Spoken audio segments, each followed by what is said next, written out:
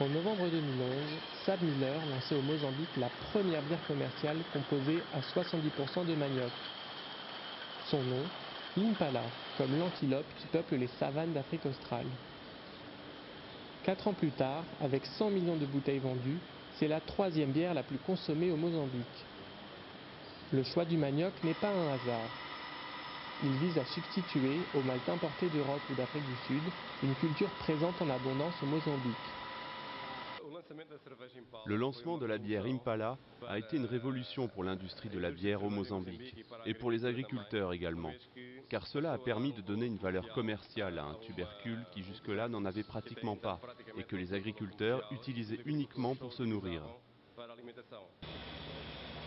D'après l'entreprise, 7500 agriculteurs vivent de la production du manioc nécessaire à la fabrication de l'Impala. Comme ici, à Ribawe, au nord du Mozambique. Les tubercules sont transformés sur place en une pâte blanche afin de permettre leur transport. Le problème avec le manioc, c'est qu'il commence à pourrir immédiatement après avoir été ramassé. Donc il faut le transformer très rapidement. Ce sous-traitant néerlandais, Datco, achète tout le manioc que les paysans sont en mesure de produire et les accompagne pour qu'ils améliorent leur productivité. Mais certains paysans restent mécontents du prix d'achat. Nous souhaitons que les chefs qui viennent ici augmentent le prix au moins à 5000 métiquets la tonne.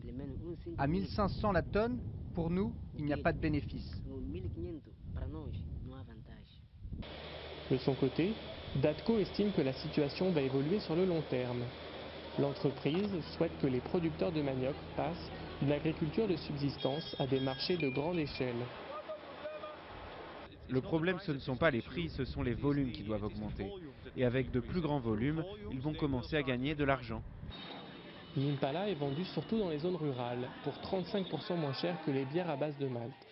L'idée est de faire concurrence aux productions artisanales qui présentent souvent des dangers pour la santé des consommateurs.